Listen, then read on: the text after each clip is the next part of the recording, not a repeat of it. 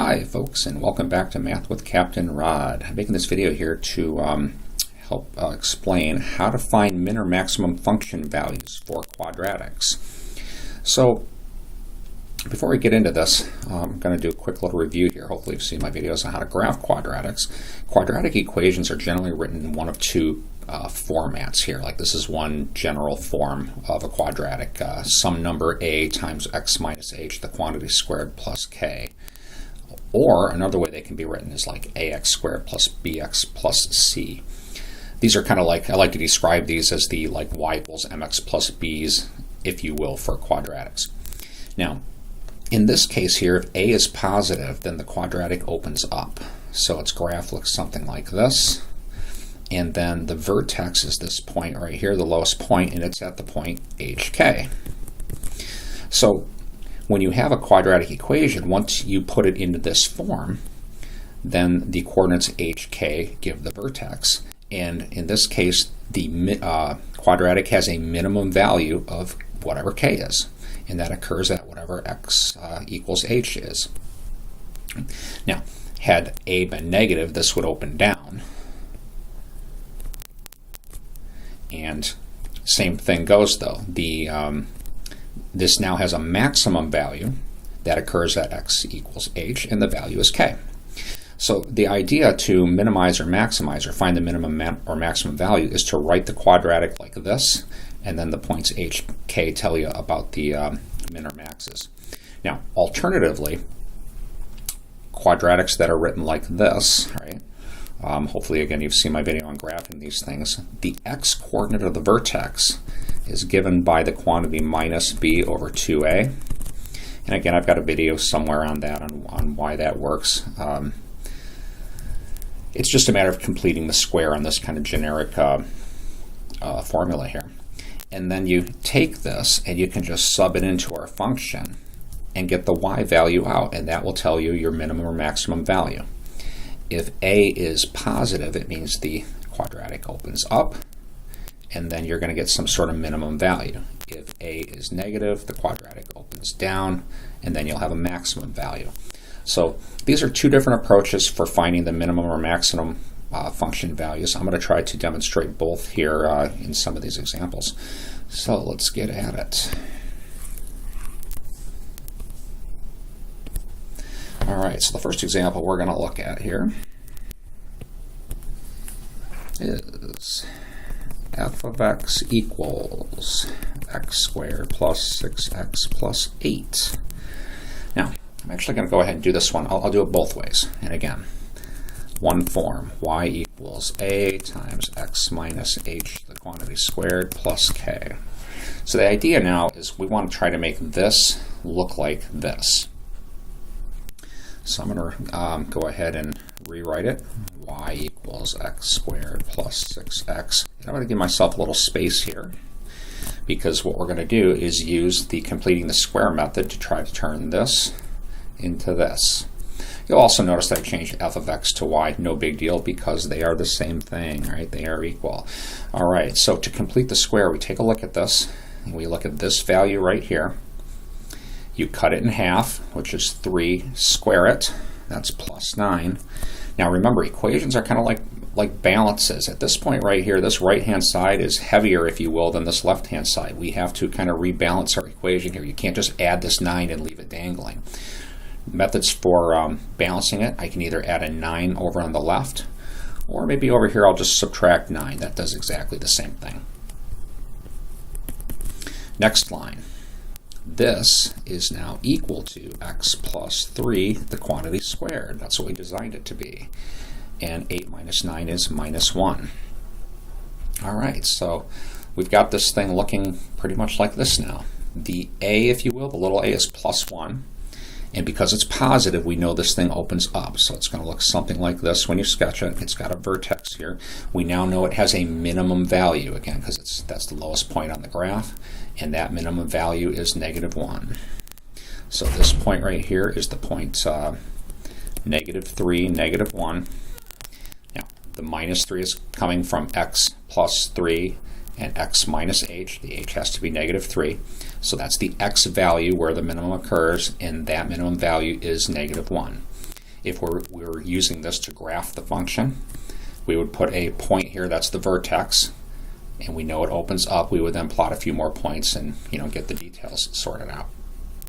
Now I said you could also do them another way. I'm going to go ahead and work this one using that. So any parabolas written like this, the x-coordinate of the vertex is given by minus b over 2a. In this example right here, the minus b, that would be minus 6, right? Because b is 6, over 2 times a is 1. So that comes out to be negative 3, just like we got before. Then you would just take this and plug it back into your function. We'll just take a look at f of negative 3 now. That's going to be negative 3 squared plus 6 times negative 3 plus 8. I'm just taking this and plugging it in here and here. This is 9 minus 18 plus 8. Negative 9 plus 8, negative 1. So we would conclude, okay, our function value, this function opens up because the a is positive. It has a minimum value, therefore, of negative 1 that occurs at x equals negative 3. All right, so there's example 1. I'm going to go ahead and do another example here. I'm going to need some more room.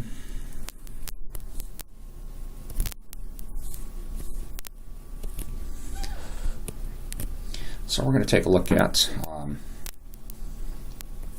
y equals minus x squared minus x plus 6. All right, we're going to do the same thing. Now, first thing to notice is that this thing opens down. All right, I know this because it's written in this form. This value is negative, so I know that this parabola looks something like this. It's going to have a maximum value. All right. Let's go ahead and complete the square on it. Now, completing the square, not much fun when we have a negative 1 here. That's real easy to fix. I'll just temporarily put this negative 1 somewhere else by multiplying both sides by negative 1. All right, next step. Now we're going to take this. We're going to kind of separate off that minus 6. And we look right here now. Okay, the value in front of that x is a 1. Cut it in half. That's 1/2. Square it. That's 1/4. So I'm going to go ahead and add a 1/4 here to make this a perfect square. Now I have to keep my equation balanced. So I either have to add a positive 1/4 over here, or I'll just subtract 1/4 over here, and that will accomplish the same thing. We are still balanced. We're cool. All right. This now we have designed to be equal to x plus 1/2 the quantity squared. All right, over here, let's find a common denominator here and get these together. So the common denominator would be a 4. This one is negative 24 over 4, and then minus 1 over 4. So that's minus 25/4. Now we'll go ahead and put this negative sign back onto the other side of the equation.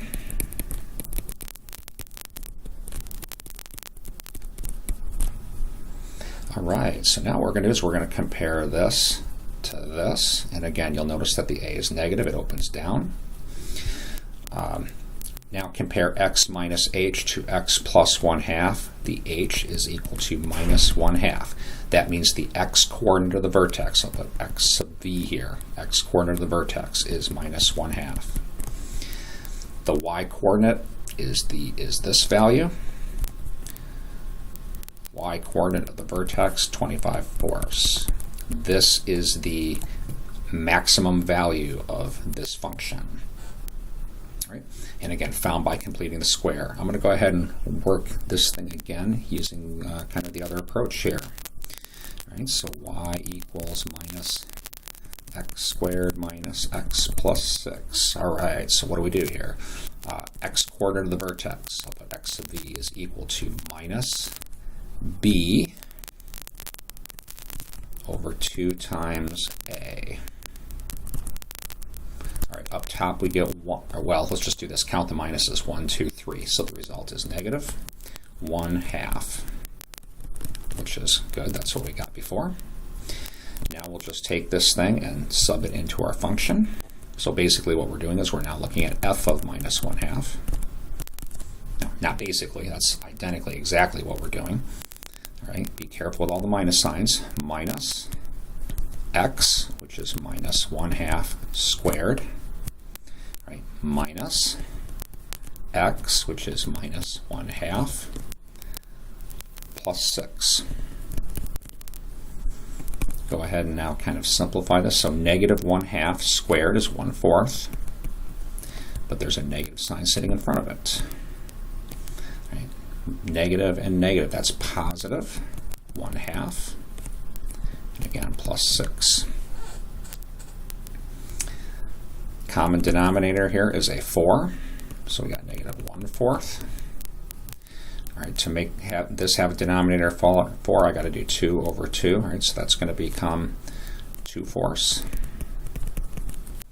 To make this have a denominator of 4, again, it's 6 over 1 right now. If I wanted to have a denominator of 4, I've got to multiply by 4 over 4, so that's going to be plus 24 fourths. And add these up, 25 fourths. All right, so there is our maximum value of this function. All right, I'm going to go through one more example, and then I'm going to give the observer here some practice problems. Let's see.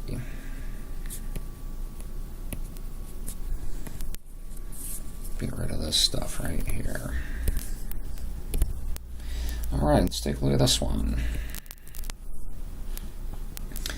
Take a look at y equals minus x squared minus 2x plus 1. And again, I think completing the square is the method that gives people the most trouble. I think I'll do this one by completing the square to provide another example. The minus 1 here, we don't like that. Let's move that over to the left. We can do that by multiplying everything by minus 1. So it's kind of like just temporarily putting that thing over there. All right, we then usually kind of leave a little room here, and I think I'll take advantage of my computer here system to do that. Make a little space. This thing is great for this type of stuff. All right, we take a look right here. That's a 2. To complete the square, we'll cut that in half. That's a 1. All right, square it. That's also 1. So we'll add a 1 here. Now again, equation-wise, we have an equals here. You can't just add 1 and leave it alone. We have to keep this thing balanced. So we can either put a plus 1 on the left, or I'll just subtract 1 on the right. That'll keep it balanced for me. All right, so what do? We designed this thing to now be equal to x plus 1, the quantity squared. And then minus 1 and minus 1, of course, is minus 2. Let's put this negative back where it belongs.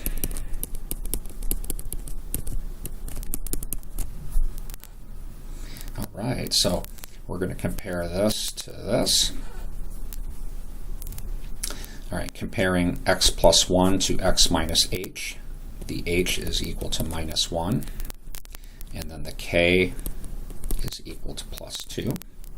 So what that means, the x coordinate of the vertex is at x equals negative 1. Or let me restate that. The x coordinate of the vertex is negative 1. The y coordinate is 2.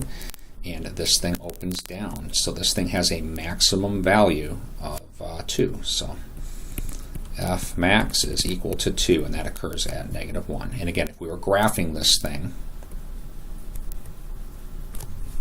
we would go to the point negative 1, 2, put a dot. Right, there's the vertex. And then this thing would open down, something like that. And the intent of this video is not to graph it, so I'm not going to bother with that, but this is where we would start if we were going to graph this function, okay? I'm going to leave it as an exercise to the observer here to try the second method and make sure that that works. And I'm also going to put down a couple other examples here for the observer of the video to take a look at. So, okay, the function minus 2x squared plus 8x plus 5, right? And I'm going to write another example here. Let's see, what is this one? X squared plus 2x minus 3. Third example, x squared minus 3x plus 6. All right. And I'm going to leave this to an exercise to the observer here to calculate min or maximum values for these functions. Right? And for the first one here, you should get, if you work it out right, 13.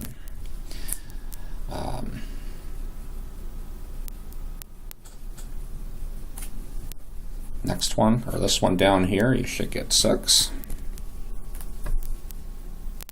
And I think I got -4 for this one. So if you're in one of my classes, what I'd like you to do is work these out here and double check these answers and let me know if they're right or wrong. Did this early in the morning before I've had all my coffee, so you never know. And I'm just going to kind of double check that I even copied them down right. Yep, 13, -4, 6. All right, so I hope this video helps with how to find min or maximum values for quadratic functions. Have a great day.